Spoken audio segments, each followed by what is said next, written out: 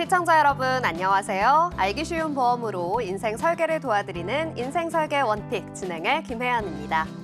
100세 시대를 위한 선택, 살다 보면 겪게 되는 크고 작은 일들을 위한 보험에 대해서 쉽게 알려드리겠습니다. 오늘 인생설계 원픽과 함께 하시면서 하루하루의 생활을 설계해 나가는 방법 찾아가 보시죠. 인생설계 원픽 생방송은 유튜브 서울경제TV 검색 후 아래에 나오는 방법을 통해 실시간 스트리밍으로 함께 하실 수 있습니다. 또한 인생설계 원픽에서 제공하는 정보는 전문가들의 조언일 뿐 해당 보험의 가치나 수익률을 보장하지 않는다는 점 기억해 주시고요. 아울러 서울경제TV, 서울경제신문은 당사의 브랜드입니다. 서울경제증권TV, 서울경제TV 손실복구팀과는 무관하며 기타 유사 명칭에 주의해 주시기 바랍니다. 자, 인생 설계 원픽 본격적으로 시작해 보겠습니다. 오늘도 여러분의 인생 설계를 현명하게 도와주실 세 분의 전문가님과 함께합니다. 전문가 여러분, 안녕하세요. 네, 반갑습니다. 자, 한 분 한 분 시청자 여러분과 인사 나눠보도록 하겠습니다. 먼저 고은경 전문가님, 시청자 여러분께 인사 부탁드립니다. 네, 등대처럼 항상 보험에 대해 길잡이가 되어주는 보험 전문가 고은경입니다. 네, 이어서 홍경훈 전문가님도 인사 부탁드립니다. 네, 안녕하세요. 혹 운전하시다가 사고가 나시면 눈앞이 캄캄해지시겠죠? 시청자분들께서는 문득 운전자 보험이 가입이 되셨나 궁금하실 겁니다. 바로 제가 운전자 보험 전문가가 되어드리겠습니다. 네, 좋습니다. 오늘 운전자 보험에 대해서 꼼꼼하게 알려주시리라 기대해 보겠습니다. 자, 마지막으로 강봉수 전문가님 인사 부탁드립니다. 네, 안녕하십니까. 수학에도 정석이 있듯이 보험에도 정석이 있다는 걸 알려드리는 보험 전문가 강봉수입니다. 네, 좋습니다. 보험의 정석 같은 전문가님까지 함께합니다. 자, 이렇게 오늘도 세 분의 전문가님과 유익한 정보들 전달해 드리겠습니다. 오늘 첫 번째 주제부터 만나보셔야겠죠? 첫 번째 주제 화면으로 공개합니다.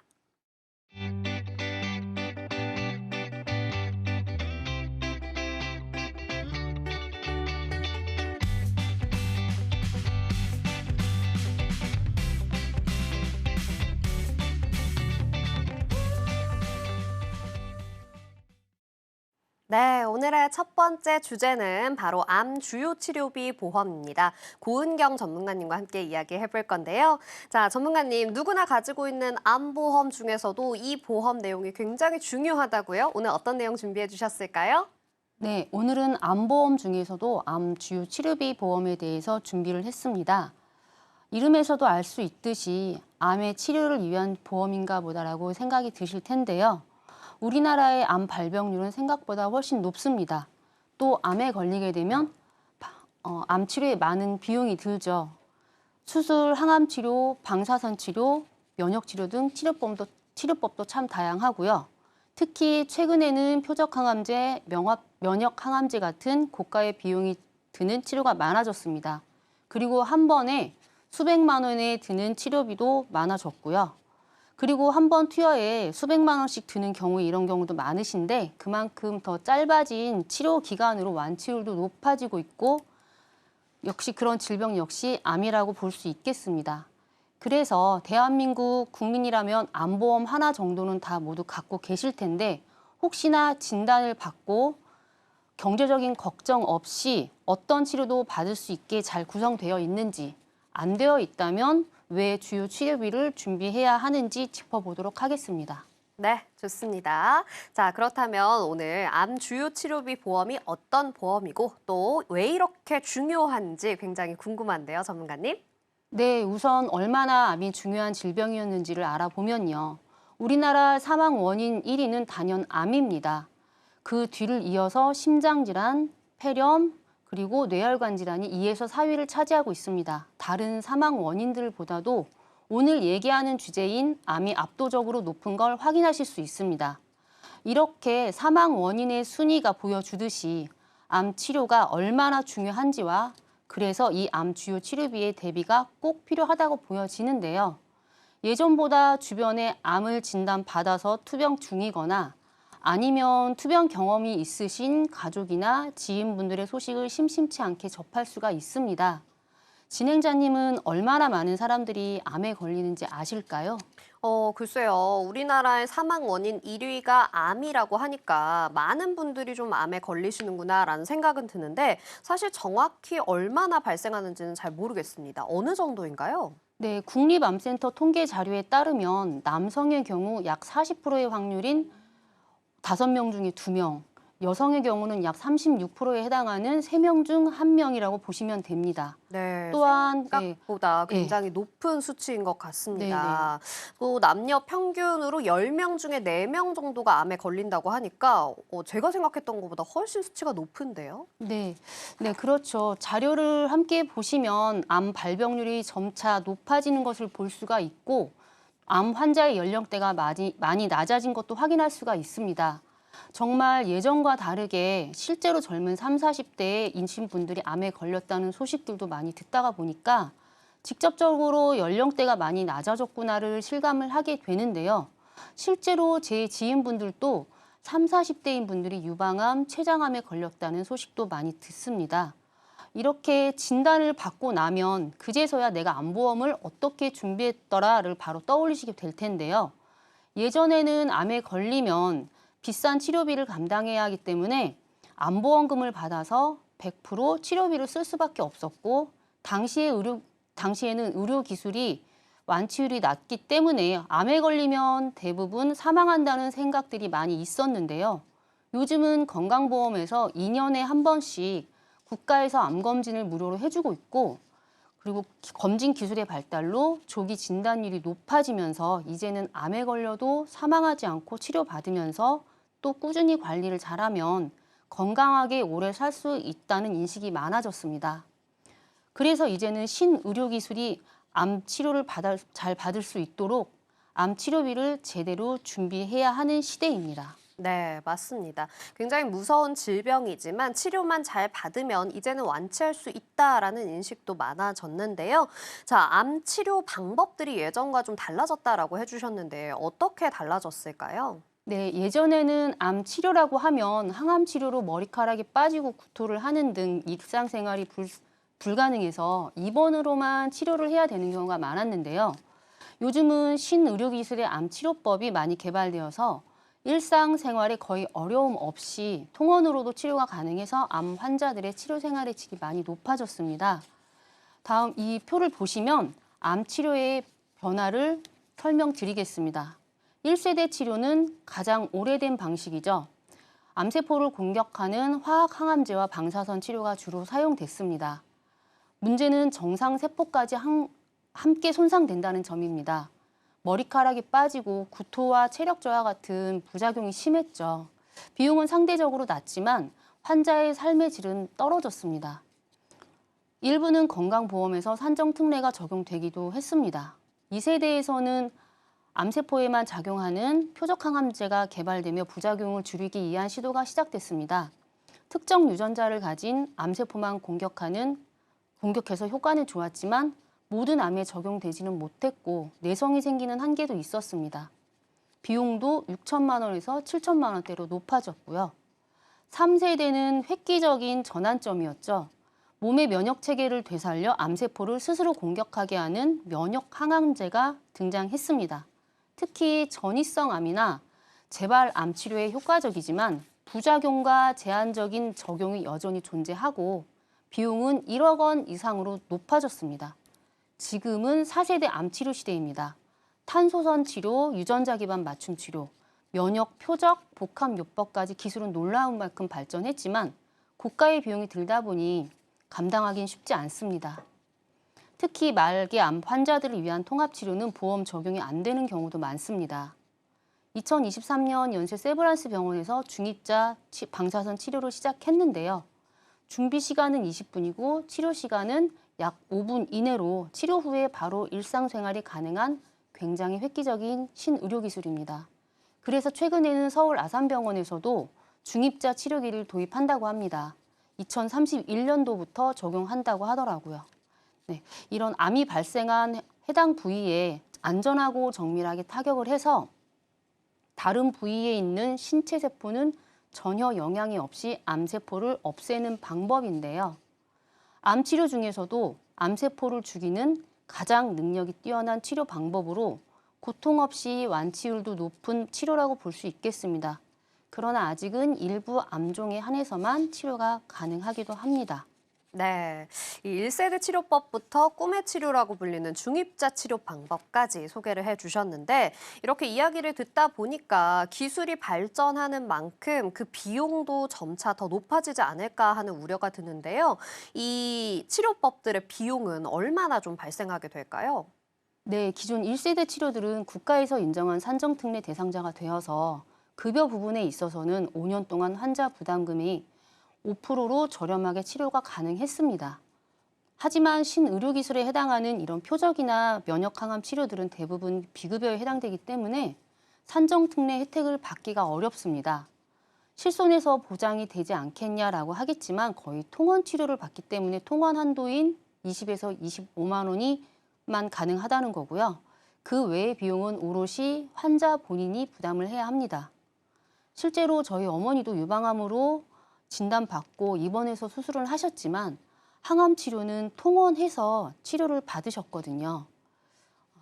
표를 보시면 유방암이나 폐암 치료에 쓰이는 특수 항암제는 한 달 약값이 500만 원에서 700만 원가량, 그리고 1년에 6,200만 원에서 8,300만 원가량 들게 됩니다. 또 면역 항암제인 키트루다의 경우 뇌암, 폐암 등에 사용이 되는데 월 치료비가 약 900만 원 정도이고 연간 치료비는 약 1억 1천만 원이 넘는 고액의 치료제입니다. 게다가 이런 고가 항암제들은 비급여인 경우가 많아서 내가 내야 할 돈이 수천만 원이 될 수 있다는 겁니다. 이렇게 암 종류에 따라서 월 치료 비용이 300만 원에서 1,000만 원, 또 1년 동안 치료한다면 4천만 원에서 1억 원이 넘는 비용이 발생을 하게 되는데요. 암 치료가 빨리 끝난다면 좋겠지만 그렇지 못할 경우에는 엄청난 경제적인 부담이 될 수 있겠습니다. 또한 이런 치료제가 아닌 앞서 말씀드린 기계치료인 중입자 치료는 입원을 하시거나 외적 수술을 하지 않고 치료를 하기 때문에 힘들지 않게 암 치료를 하실 수는 있지만 암 종류에 따라서 월 치료 횟수가 달라지면서 비용 역시 큰 차이가 날 수 있는데요. 전립선암 중입자 치료의 경우는 5천에서 5,500만 원 정도입니다. 이 역시 건강보험 적용이 되지 않아서 모두 환자가 부담해야 하는 비용입니다. 이렇듯 좋은 치료제나 또 중입자 치료는 누구나 치료받으면 완치할 가능성이 높아지지만 본인 자비로 이 치료비를 부담하기에는 쉽지 않을 텐데요. 그래서 이런 필요성을 느낀 보험사에서 고액 암 치료비를 쉽게 준비할 수 있는 보험 상품을 경쟁적으로 출시하고 있습니다. 실제로 신의료기술을 받고 호전된 환자들의 공통점을 보면 대부분 보험을 가입하고 계신 분들인데 결국에는 치료비가 준비된 환자가 좋은 치료를 받을 수 있다라는 것이죠. 네, 무려 1년에 1억 원이 넘는 암의 종류도 있다라고 하니까 우리가 반드시 치료비를 보험으로 좀 준비해야겠다라는 생각이 드는데요. 만약에 우리가 비급여 치료로 진행을 하게 된다면 이 진단금이나 치료비 정도는 어느 정도로 준비를 하는 게 좋을까요? 네, 두 가지로 준비하셔야 됩니다. 우선 시청자분들 거의 대부분이 준비해 두셨을 암 진단비는 내가 치료에 집중하는 기간 동안 실직이나 휴직으로 인한 직간접적인 비용까지 모두 고려해서 남은 가족들이 써야 하는 생활비의 주 목적으로 암 진단비를 가입을 하시고 주된 치료를 위한 바로 암 주요 치료비를 함께 준비하셔야 합니다. 고가의 치료를 받을 일이 얼마나 있겠어라고 하시겠지만 이렇게 암 치료를 받아야만 할 확률 또한 마냥 무시할 수는 없습니다. 실제로 제 지인분도 유방암으로 하루 500만 원에 해당하는 치료를 받고 계시는 분도 계시는데 이 치료를 한 달에 2~3번 정도 받으시더라고요. 그래서 지금까지는 보시는 표와 같이 암 치료 종류의 관련 특약들인 표적항암, 양성자 방사선, 세기조절 방사선 등등 많은 종류의 암 치료 관련 특약을 각각 따로따로 가입을 해왔는데 이 해당 치료를 받지 않으면 지급되지 않는다는 점이 있었습니다. 근데 이런 단점들을 모두 보완하면서 또 고가의 암 치료도 어느 정도 대비할 수 있는 특약이 있다면 그러면서도 보험료는 암 진단비 정도의 수준이거나 더 낫다면 진행자님은 암 주요 치료비를 준비하지 않으실까요? 네, 당연히 준비를 해야겠다라는 생각이 듭니다. 자, 그렇다면 이 암 주요 치료비의 또 다른 장점은 어떤 게 있을까요? 네, 암 주요 치료비는 진단비처럼 최초 1회만 받고 끝나는 특약이 아니고요. 암 진단 받고 관련된 어떤 직접적인 치료나 수술, 처치 등을 했다면 내가 사용한 금액에 관계없이 매년 가입한 정해진 금액을 지급하는 건데요. 가입한 금액이 2천만 원이라면 최대 10년까지 총 2억 원이 지급이 됩니다. 보장되는 암 치료 종류는 다빈치 수술, 표적 항암, 카티, 세기조절 방사선, 양성자 방사선 등의 이런 신의료 치료들을 모두 포함을 하면서 급여, 비급여 치료 상관없이 모두 보장이 가능합니다.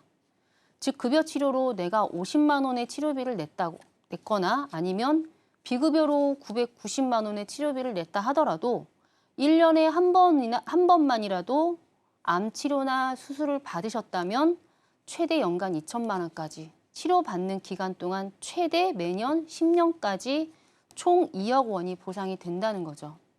대부분 항암 치료는 일회성으로 끝나지 않고 여러 차례 투약을 하거나 또 방사선을 맞아야 하는데요. 여러 해 동안 치료가 계속될 수 있기 때문에 일회성인 개별 암 치료 특약과 함께 단점을 보완할 수 있는 이 암 주요 치료비를 준비하신다면 치료 목적으로도 그리고 더불어서 경제적인 보완에도 매우 좋을 것 같습니다. 네, 좋습니다. 우리 전문가님의 이야기를 듣고 보니까요. 반드시 준비해야겠다라는 생각이 드는데요. 자, 우리 시청자분들께 오늘 내용 정리해 주시면서 또 주의점도 같이 짚어주시죠. 네, 암 주요 치료비의 보험료는 나이와 가입 조건 그리고 보험사에 따라 달라질 수밖에 없겠습니다. 하지만 보험료가 조금 싸다고 해서 선택하지 마시고요. 꼭 주의하셔야 할 것은 첫 번째로 암 주요 치료비라는 명칭은 다 같지만 보험사 중 호르몬 치료까지 보장받을 수 있는지, 그리고 최근에는 암 수술, 치료에 대한 보장을 각각 지급하는 보험사도 나왔기 때문에 꼭 체크하셔야 합니다.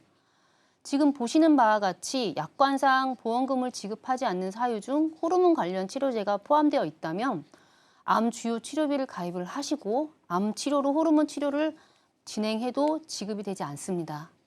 호르몬 치료가 암 주요 치료비의 보장 범위에 들어가는 게 중요한 이유를 예시로 설명드리자면 대표적으로 유방암, 전립선암과 같은 경우는 치료 후에 호르몬 치료제를 짧게는 2년에서 최대 10년까지 복용하실 수가 있는데요. 예를 들어서 유방암 치료의 경우 약학정보원의 자료에 따르면 타목시펜을 10년 동안 복용했을 경우에 본인 부담금은 115만 원 정도가 됩니다. 네, 호르몬 치료까지 보장해주는 암 주요 치료비를 가입을 했을 때 연 2천만 원씩 정액으로 10년간 최대 총 2억 원이 지급되게 됩니다. 하지만 같은 암 주요 치료비 특약이지만 이 호르몬 치료제가 보장이 되지 않는 보험사라면 전혀 지급받지 못하겠죠. 이렇듯 꼭 호르몬 치료까지 보장해주는 암 치료비인지 확인하셔야 합니다. 그리고 두 번째로는 보장 범위가 유사암에 해당하는 기타 피부암, 갑상선암, 경계성 종양, 제자리암에까지 모두 보장하는지도 확인하시면 좋습니다. 대부분 갑상선암, 기타 피부암까지만 보장되기 때문에 유사암의 4가지가 모두 보장되는지도 확인하셔야 합니다. 이렇게 암 주요 치료비를 준비하실 때 호르몬 치료가 되는지 보장이 경계성 종양, 제자리암까지 되는지까지 꼭 체크하시면 되겠습니다.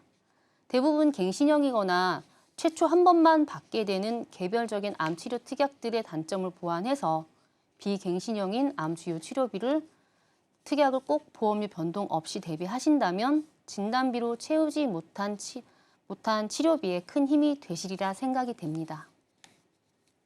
네, 오늘 소개해드린 정보 시청자 여러분들의 투자 판단을 위한 조언일 뿐이라는 점 기억해 주시고요. 함께 이야기해본 내용 화면으로 정리해 보겠습니다.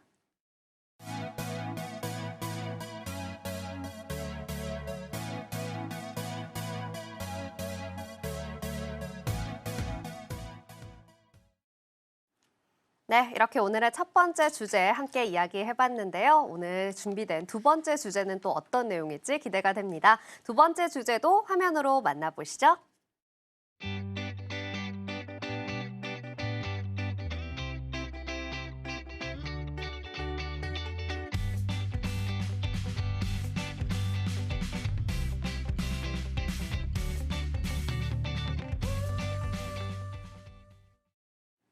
네, 오늘의 두 번째 주제는 바로 운전자 보험입니다. 홍경훈 전문가님과 함께 이야기해 볼 건데요. 전문가님, 오늘 준비해 주신 내용 어떤 내용일까요?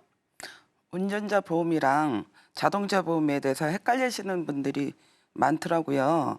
두 가지 보험의 차이점의 특성을 꼭 집어서 말씀드리면 운전자 보험은 나를 형식으로 보호해주는 보험이고 자동차 보험은 나를 민사적으로 보호해주는 보험이라고 생각하시면 됩니다. 구체적으로 두 가지 보험이 어떤 점이 다른지 왜 필요한 건지 알려드리겠습니다. 네, 두 가지 보험 잘 알고는 계실 텐데 차이점을 설명하라고 하면 좀 어려운 것 같거든요. 이 두 보험의 차이점을 좀 설명해 주시면 좋겠습니다.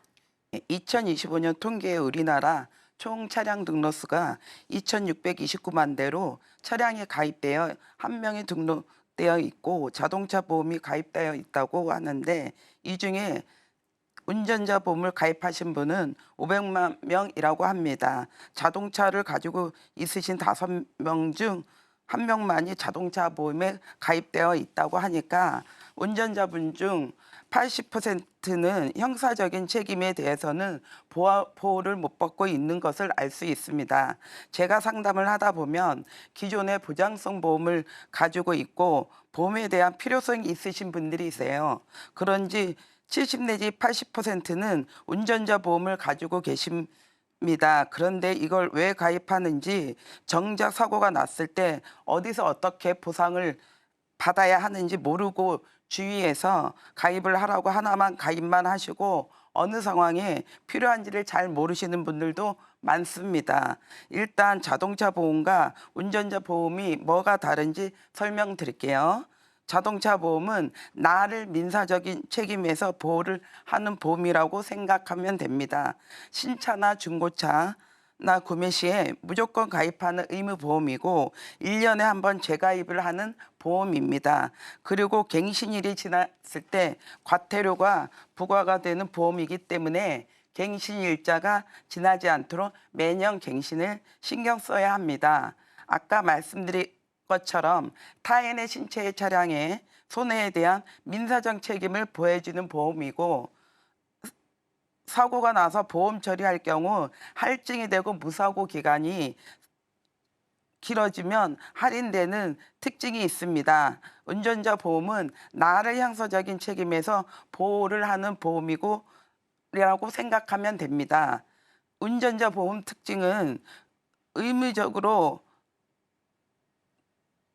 들어야 되는 보험이 아니기 때문에 가입하신 분들이 차량이 소유자분이 20%밖에 가입이 안 되어 있습니다. 자동차 보험에는 보상되지 않는 12대 중과실에 대한 형사적인 책임을 보호해 주는데 그 부분은 잠시 후에 설명드리겠습니다. 운전자 본인에게 발생한 피해 금액만큼 보험금을 수령할 수 있고 가끔 3년 시도 한꺼번에 납부하는 경우도 있습니다. 대부분 한 달 단위로 납부하는 보험이다 보니 사고나 벌점이 많아도 운전자 보험에는 할증이 되지 않고 약정한 납입 기간에 재가입을 합니다. 네, 좋습니다. 이 설명을 듣고 보니까 두 가지 보험의 차이점이 좀 이해가 되는데요. 그렇다면 12대 중과실 교통사고에는 어떤 것들이 있을까요?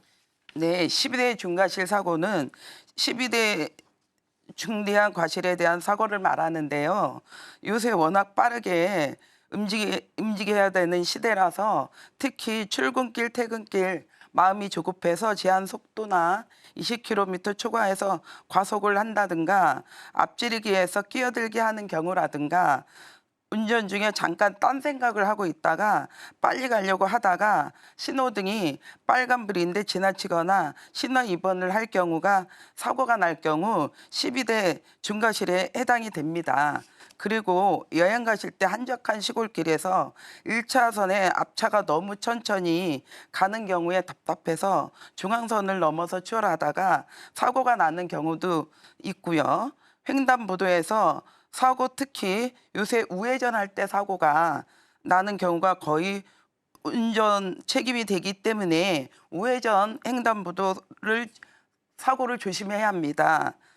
운전자들이 가장 조심해야 되는 민식이법이 적용이 되면서 어린이 보호구역에서 사고가 있습니다. 2020년 3월부터 민식이법이 시행됐기 때문에 어린이 보호구역에서 어린이가 사망하거나 상해를 입었을 경우 나라에 내야 되는 벌금이 3천만 원이고 3년 이하의 징역을 받을 수 있기 때문에 2020년부터 운전자 보험 가입자가 많이 증가했고 지금은 형사적인 책임에 대해서 나 자신을 보호할 수 있는 필수적인 보험이 운전자 보험이라고 생각합니다. 음주, 무면허, 뺑소니 사고가 낼 경우에는 운전자 보험으로 가입이 안 되기 때문에 특히 음주운전은 절대 하시면 안 됩니다. 네, 운전을 할 때 조금 더 조심스럽게 운전을 해야겠다라는 생각이 드는데요. 자, 내가 자동차 보험은 차에 가입하는 거라는 건 알고 계실 텐데 이 운전자 보험이 나를 보장한다라고 이야기해 주셨잖아요. 그럼 운전자 보험은 나 혼자만 보장을 받는 건가요? 네, 그게 가장 큰 차이점입니다. 자동차 보험은 해당 차량을 따라다니면서 보상을 해주는 것이고 운전자 보험은 나를 따라다니면서 보상을 해준다고 생각하시면 됩니다. 자동차 보험은 그 차량에 대해서 운전자 본인 1인 한정, 부부 한정, 가족 한정 이런 식으로 지정해 놓게 되면 보험료를 저렴하게 가입할 수 있고요. 운전자 보험은 가입하면 내가 차던 차량을 운전하던 간에 보장을 받을 수 있습니다. 내 명의의 차량뿐만 아니라 친구의 지인의 차량, 회사 차량, 부모님 차량, 명의에 상관없이 내가 운전을 하다가 사고가 나면 보장받을 수 있습니다. 예를 들어 내가 회사 차량으로 출장을 갔다가 사고가 났는데 운전자 보험을 가지고 있으면 회사가 나에게 아무것도 해주지 않더라도 나는 내 운전자 보험으로 보장을 받을 수가 있습니다. 아직 구분이 어려우신 분들을 위해서 직관적으로 보험료를 예시를 들어드릴게요. 자동차 보험은 1년에 한 번씩 내는 보험이고 개인마다 사고나 이력이 천차만별이다 보니 보험료가 적게는 30만 원, 많게는 300만 원 이상까지 굉장히 스펙트럼이 넓은 편입니다. 반면에 운전자 보험은 매월 납부되는 금액이고 운전자 보험 특약만 넣게 되면 영업용은 보통 3만 원, 비영업용은 1만 원대로 준비가 됩니다. 네, 이렇게 보험료를 말씀을 해주시니까요. 내가 내고 있는 금액이 어떤 보험인지 확실히 좀 구분이 될 것 같습니다. 자, 그런데 주변에 보면 어떤 분들은 10,000원부터 10만 원까지 보험료 내고 계시는 게 천차만별인데요. 많이 내면 더 좋은 혜택이 있는 건가요? 네. 아주 좋은 질문을 해주셨는데요. 상담을 하다 보면 운전자 보험 내 거는 5만 원씩 또 10만 원짜리다 자랑하시는 분들이 있는데 그분들은 자랑할 일이 아니라 잘 모르셔서 불필요한 보험료를 내시는 거라고 볼 수 있습니다. 두 가지 경우가 있는데요. 첫째는 적립금이라고 들어보셨을 텐데요. 은행으로 따지면 저축의 개념이라고 말씀 보시면 됩니다. 제가 앞서 운전자 특약은 영업용은 3만 원, 3만 원, 자가용은 1만 원이라고 말씀드렸는데 이 이상을 초과하는 금액은 운전자 보장이 아닌 적립금으로 채워져 있다라고 보시면 됩니다. 특히 내 운전자 보험료가 11,000원, 1,532원 이런 식으로 1원짜리까지 책정되어 있는 금액이 아닌 딱 2만 원, 3만 원, 5만 원 이렇게 1,000원 단위, 10,000원 단위 되어 있다면 100%입니다. 운전자 최저 보험이 10,000원이기 때문에 운전자 보험 1만 원 내지 내시는 분들은 잘 가입되어 있습니다. 은행에서 저축을 할 경우에는 원금의 이자를 더해 주지만 운전재에 적금을 넣을 경우에 이자가 발생하는 것은 아니고 사업비도 떼기 때문에 고객분들한테는 손해입니다. 그럼에도 불구하고 일부 설계사들은 고객 동의 운전자 보험을 설계할 때 아무 설명도 하지 않고 이런 식으로 적립금을 넣는데요. 이렇게 되면 보험사와 설계사는 이득을 보지만 보험 가입자는 손해를 보게 됩니다. 따라서 굳이 적립금을 넣어서 보험료를 많이 내는 것보다는 본인에게 필요한 보장용 보강을 하시거나 목돈을 모으고 싶으신 분들은 저축 상품에 가입을 하시는 것이 현명한 선택이라고 말씀을 드릴 수 있습니다. 네, 그렇습니다. 결국 준비 과정에서 이런 부분들을 꼼꼼하게 따져봐야 할 텐데요. 그럼 전문가님, 이 운전자 보험은 한 번 가입하면 쭉 유지하면 되는 건가요? 아닙니다. 운전자 보험은 가장 관리가 필요한 보험 중에 하나입니다.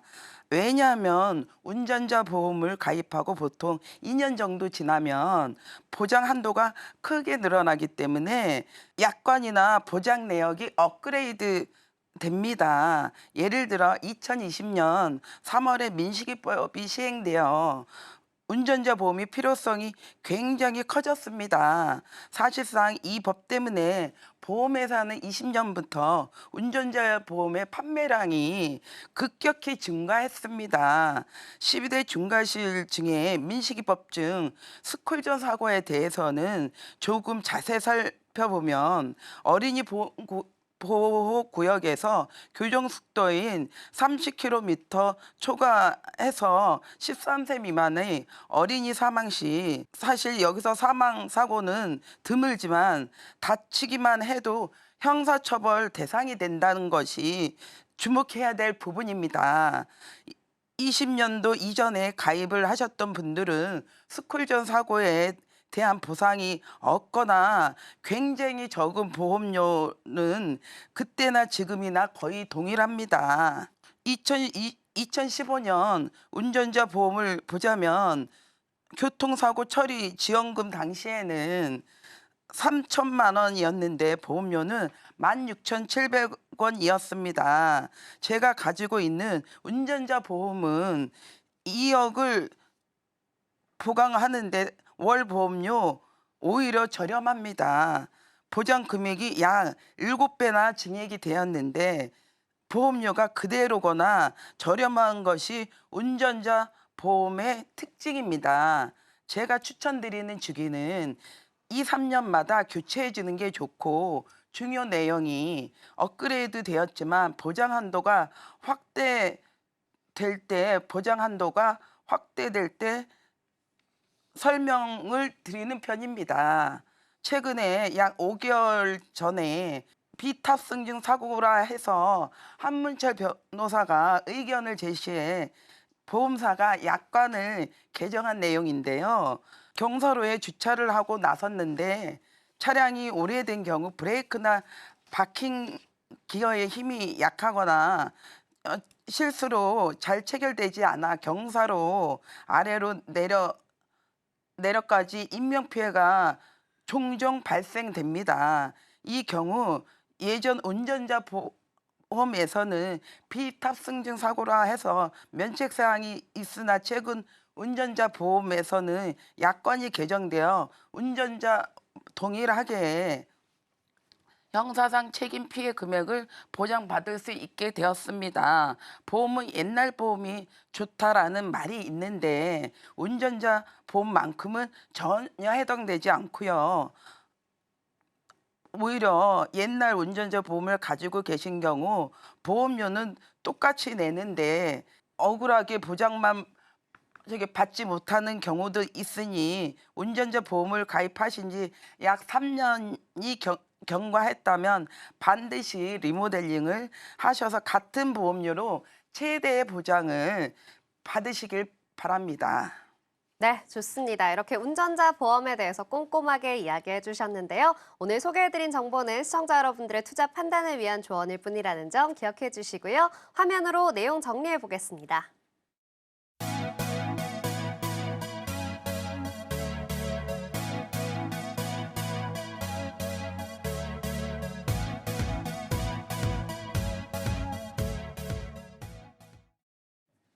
네, 이렇게 두 번째 주제까지 만나봤습니다. 어느덧 마지막 주제만을 앞두고 있는데요. 마지막 주제는 어떤 내용일까요? 화면으로 만나보시죠.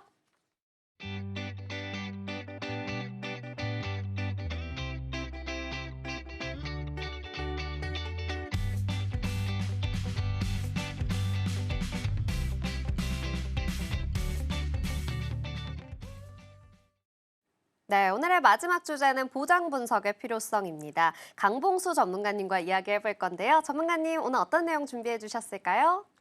네. 제가 많은 분들께 질문을 받았을 때 막상 여러 개의 보험은 가입되어 있지만 실제로 가입 보험 내용을 모르시는 분들이 많더라고요. 그러다 보니 보험은 있지만 어떤 보장이 되는지 보험금 청구가 가능한지 몰라서 청구를 안 해보신 분들도 상당히 많고요. 진행자님께서는 어떻게 병원을 다녀오시거나 또 아플 때 어떤 보험에 보험금 청구해 보셨나요? 저도 보험 가입은 해두었는데 청구 경험은 많지 않아서 잘 모르겠더라고요. 네, 맞습니다. 진행자님뿐 아니라 대부분의 시청자분들이 그런 상황인 경우가 상당히 많은 비중을 차지하고 있는데요. 지금까지 제게 질문해 주신 시청자분들을 봐도 대부분이 아프고 나서 또는 아프니까 그때서야 가입된 보험을 찾아보시고 어떤 걸 보장받을 수 있는지 물어보시는 경우가 대부분입니다. 사실 제가 말씀드리는 보험은 미래에 대한 준비 또는 미래에 대한 보장이라고 설명드리는 경우가 대부분입니다. 네, 우리가 이 보험은 아프고 나서는 보장받기가 어렵다라는 이야기가 있잖아요. 그런데 실제로 그런 상황에 놓이면 정말 앞이 캄캄할 것 같습니다. 네, 그런 상황이 오기 전에 미리 보험 보장 분석을 받아보시는 게 정말 중요합니다. 내가 가입한 보험에 어떤 보장이 빠져 있는지 또는 부족한 부분이 있는지 미리 알고 준비하는 게 필요합니다. 질병이나 사고는 미리 예고하고 찾아오는 게 아니기 때문에 갑작스레 닥쳤을 때 당황하지 않고 내 보험을 제대로 점검해 보는 것이 중요합니다. 또 최근에는 신의료 기술이나 새로운 치료 방법들이 계속 나오고 있기 때문에 내 보험이 그런 부분까지 잘 보장해 주는지도 함께 확인해 보시는 걸 추천드립니다. 요즘은 보험 상품이 계속 업그레이드 되고 있기 때문에 내 보험이 현재 기준에도 괜찮은지 꼭 점검해 보는 게 필요합니다. 네, 그럼 보험을 잘 가입하고 유지하고 보장 내용을 꼼꼼하게 체크하는 게 중요하다라고 이야기해 주셨는데요. 이 보장 분석이 필요한 이유는 어떤 게 있을까요? 사실 이유는 참 많지만 저는 이 세 가지는 꼭 짚어드리고 싶습니다. 첫 번째는 나 또는 우리 가족의 경제 상황입니다. 사회초년생 시절이나 부모님이 대신 가입해 주신 보험들을 보면 대부분 그 당시 경제 상황에 맞춰 보험 내용보다는 보험료 기준으로 가입된 경우가 많은데요. 그런데 시간이 지나서 이제 내 소득이 늘고 또는 내 소득이 줄었을 경우 보장 담보 내용은 더 높아질 수 있고 더 줄어들 수 있기 때문입니다. 두 번째는 보험의 보장 범위입니다. 보험료는 매달 내고 있지만 보장이 중복되고 있거나 보장 범위가 너무 좁고 오래된 상품이라면 요즘 나오는 상품과 비해 효율이 떨어질 수 있습니다. 최근에는 새로운 보험을 가입하게 될 경우 더 넓은 보장, 더 저렴한 보험을 가입하실 수 있는 조건이 됩니다. 마지막으로 세 번째, 가장 중요한 부분인데요. 바로 암, 내, 심장 같은 큰 질병에 대한 보장 여부입니다. 이런 질병은 진단받는 순간부터 치료비, 간병비 등 큰 지출이 발생하게 되는데요. 보장이 없거나 부족하면 이 모든 비용을 온전히 내가 감당해야 되기 때문에 경제적 부담이 상당할 수 있습니다. 그래서 보장 분석을 통해 이런 고위험 질환에 대한 대비가 잘 되어 있는지 꼭 확인해 보셔야 합니다. 네, 그렇죠. 자, 이렇게 보장 분석을 우리가 꼼꼼히 하는 게 굉장히 중요하다라고 이야기를 해주셨는데 보장 분석을 받으려면 우리가 어떻게 해야 되는지 궁금하고요. 또 유의점도 있는지 궁금합니다. 보험 보장 분석은 보험 전문가와 함께 객관적으로 점검받는 것이 가장 중요합니다. 전문가는 보험 증권을 바탕으로 현재 가입된 보험이 내 상황에 맞게 잘 구성되어 있는지, 보완할 점은 없는지 분석하고 이 과정에서 잘못된 부분을 수정하고 잘된 부분은 다시 확인하는 계기가 될 수 있습니다. 특히 직장, 소득, 가족 구성, 재무 상태 변화에 따라 보험도 함께 업데이트되고 관리되어야 합니다. 그렇기 때문에 믿을 수 있는 담당자를 통해 주기적으로 점검받는 것이 중요합니다. 보장 분석의 핵심은 내 보험을 정확히 알고 이해하는 부분입니다. 그렇기 때문에 가입할 때 꼼꼼히 살펴보지만 시간이 지나면 보험료만 나가고 나는 보험이 있다라는 사실만 인지하시는 경우가 많이 있는데요. 이런 점에서 주기적인 보장 분석이 꼭 필요합니다. 그리고 보장 분석 후 새롭게 보험을 준비할 때는 기존 보험을 우선 해지하시는 부분에 주의가 필요합니다. 해지 후에는 신규 가입 시 가입 거절, 면책, 감액 기간 등이 발생할 수 있기 때문에 공백 기간 동안 보험에 대한 보장을 받으실 수 없는 부분이 있습니다. 실제로 제게 문의 주신 시청자분 중 한 분은 보장 분석 후 리모델링을 진행하시려는 당일 우연한 사고로 골절을 입으셨습니다. 만약 기존 보험을 먼저 해지하셨더라면 다음 보험 가입 시까지 보험 보장 분석을 받지 못하는 상황이었습니다. 지금 내 보험이 딱 내 상황에 맞게 필요한 부분인지 부족한 부분은 없는지 꼭 한번 점검해 보시기 바라겠습니다. 네, 우리 전문가님의 설명을 듣고 보니까요, 이 보장 분석 반드시 필요하겠다라는 생각이 드는데요. 그럼 전문가님, 이 보장 분석은 어떻게 좀 진행이 되는지 궁금합니다. 네, 보험 보장 분석은 어떻게 진행되는지 간단히 설명드리도록 하겠습니다. 화면을 보시면 보험 보장 분석은 총 3단계로 진행이 되는데요. 먼저 보험을 보는 법부터 알려드립니다. 보험 증권을 어떻게 이해해야 하는지 기본적인 구조부터 확인하고 그 다음은 전체 보장 분석이 진행되며 중복되거나 부족한 보장이 있는지 꼼꼼히 체크하고 마지막으로는 마무리 컨설팅을 통해 현재 내 보험의 상태를 안내드리고 부족한 부분이 있다면 추가적으로 최고의 보험 설계가 이루어집니다. 그리고 이 과정을 통해 얻을 수 있는 효과로는 숨은 보험금 찾기, 보장 확대, 보험료 절감, 그리고 사후 관리까지 이어지기 때문에 한 번의 점검으로 많은 부분을 개선할 수 있습니다. 보험은 가입보다 꾸준한 관리가 더 중요하다는 점 꼭 기억해 주셔야 합니다. 네, 아마 우리 시청자분들도 보장 분석 해봐야겠다 생각하고 계실 텐데 이 보장 분석 시에 가장 많이 가지고 계실 암보험은 우리가 어떻게 좀 해봐야 할까요? 네, 시청자분들께서는 혹시 암 진단비 종류가 있다는 부분은 알고 계셨을까요? 지금 보시는 이 화면은 암 종류를 나눈 그림인데요. 바로 일반암, 유사암, 그리고 고해감과 소해감입니다. 하나씩 천천히 살펴보자면 먼저 일반암입니다. 유사암을 제외한 모든 암이 여기에 해당됩니다. 위암, 폐암, 간암 같은 우리가 흔히 들어보는 암입니다. 이런 암은 보통 보험에서 기본 암 진단비로 보장됩니다. 그 다음은 고해감인데요. 고액의 치료비가 드는 암들이 여기에 포함되어 있습니다. 대표적으로 백혈병, 뇌암, 식도암, 췌장암, 뼈암 등이 있습니다. 문제는 고액이라는 단어를 보고 일반암 진단비보다 더 상위 담보라고 생각하시고 가입하시는 분들이 있다는 점 유의하셔야 합니다. 그리고 유사암이라는 항목도 있습니다. 이건 비교적으로 위험도가 낮고 완치율이 상당히 높은 암을 말하는데요. 갑상선암, 제자리암, 경계성 종양, 기타 피부암이 해당됩니다. 보험에 따라 유사암은 진단비가 적게 나오거나 아예 보장이 되지 않는 경우도 있습니다. 그 다음은 소해감입니다. 소해감 같은 경우 남녀 생식기암이 주된 항목을 이루고 있고 일반암 진단비로 지급되어야 되는 항목이지만 빠져나가 있는 경우가 있기 때문에 이 부분도 중요하게 체크해 보시기 바랍니다. 네, 이 암 진단비라고 해서 모두 같은 보장을 하는 건 아니었네요. 그렇다면 이 뇌질환의 보장 범위는 또 어떻게 보면 좋을까요? 네, 지금 보시는 이 그림은 뇌 질병에 관련하여 보험 보장 범위를 단계별로 보여주는 구조입니다. 용어들이 조금 어려워 보일 수 있지만 지금부터 쉽게 설명드리도록 하겠습니다. 우선 보험에서 뇌혈관 관련 질환은 크게 3가지로 분류됩니다. 첫째, 뇌혈관 질환 진단비입니다. 뇌혈관에서 발생하는 거의 모든 질환을 포함하고 있는 가장 넓은 범위의 보장입니다. 이 범주에는 뇌경색, 뇌출혈, 뇌졸중, 기타 뇌혈관 장애까지 포함되어 있습니다. 그 다음은 뇌졸중 진단비입니다. 이건 뇌혈관 질환 중에서도 뇌경색과 뇌출혈이 합쳐진 중간 범위라고 보시면 되는데요. 일반적으로 보험에서 보장률이 조금 적은 수준으로 알려져 있습니다. 마지막은 뇌출혈입니다. 말 그대로 뇌에 출혈이 생겼을 때 보장하는 담보입니다. 그만큼 범위가 좁아 보장률은 약 10% 수준. 그래서 보험 가입하실 때 나는 뇌 관련 보장이 있다고 이야기를 하시더라도 그게 뇌출혈만 해당되는지 또는 뇌졸중까지 포함되는 건지 전체 뇌혈관 질환까지 보장되는 건지 꼭 확인해 보셔야 합니다. 최근에는 건강검진 이후 기타 뇌혈관 같은 병력으로 질문을 주시는 분들이 많아지는 추세이다 보니 보장 범위가 가장 넓은 담보를 선택하시는 게 유리합니다. 네, 뇌질환 관련해서는 뇌혈관 질환이 보장 범위가 가장 넓다라고 이야기해 주셨습니다. 자, 그럼 마지막으로 우리 심장 질환에 대해서도 설명 부탁드립니다. 네, 이번에 함께 살펴볼 그림은 심장 질환에 관련된 보험 보장 범위에 대한 내용입니다. 첫 번째 항목 가장 넓은 범위인 심혈관 질환 전체를 보장하는 경우인데요. 여기에는 협심증, 심근경색 뿐만 아니라 심부전, 부정맥, 빈맥 등 다양한 심장 질환이 포함되어 있습니다.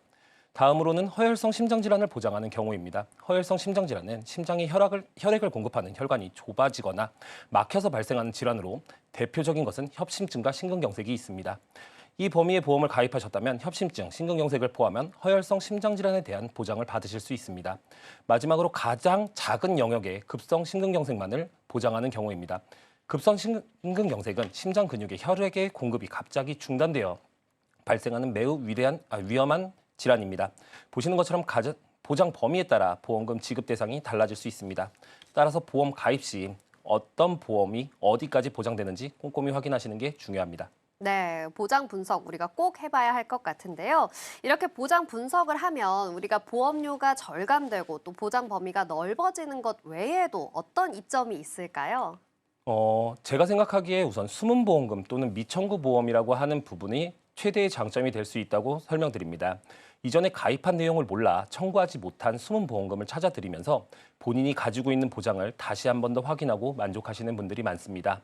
결국 보험의 끝은 청구라고 생각하는 전문가 입장에서 시청자분들께서 청구하지 못한 숨은 보험금을 찾아드릴 수 있게 제가 안내드릴 때 가장 큰 부분으로 보장 분석이 잘 되었다고 생각하고 있습니다. 네, 이렇게 보장 분석의 필요성과 중요성을 꼼꼼하게 짚어주셨는데요. 전문가님, 오늘 이야기해주신 내용들 우리 시청자분들 위해서 한 번 더 정리 부탁드립니다. 네, 시청자 여러분 혹시 여러분의 보험이 현재 여러분의 삶에 든든한 울타리가 되어주고 있는지 확신하시나요? 조금이라도 의구심이 든다면 바로 보험 보장 분석이 필요한 이유입니다. 마치 집을 짓기 전 설계도를 꼼꼼히 확인하듯 가입한 보험의 보장 내용을 정확히 파악하는 것이 미래의 위험에 대비하는 첫걸음입니다. 보장 분석을 통해 우리는 불필요한 보장은 줄이고 부족한 보장을 채워넣어 효율적인 보험 설계를 할 수 있습니다. 예상치 못한 질병이나 사고 발생 시 제대로 된 보장이 없다면 경제적인 어려움에 직면할 수 있습니다. 따라서 현재 가입한 보험이 나의 건강 상태, 가족 구성, 그리고 미래의 위험까지 고려한다면 적절하게 설계되었는지 확인하는 과정은 매우 중요합니다. 하지만 보험 가입 시 유의해야 할 점도 당연히 존재합니다.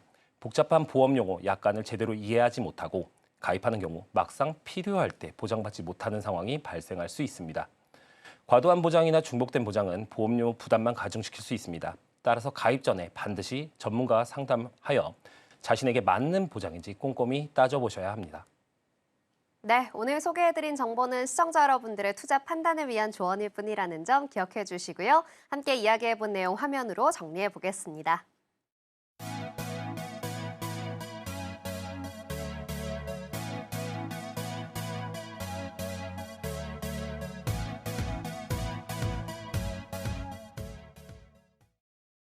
인생설계 원픽에서 제공하는 정보는 전문가들의 조언일 뿐 해당 보험의 가치나 수익률 보장하지 않는다는 점 기억해 주시고요. 오늘 방송은 서울경제TV 홈페이지와 서울경제TV 유튜브 채널을 통해 다시 보실 수 있습니다. 인생설계 원픽, 오늘 저희가 준비한 내용은 여기까지입니다. 시청해주신 여러분 고맙습니다.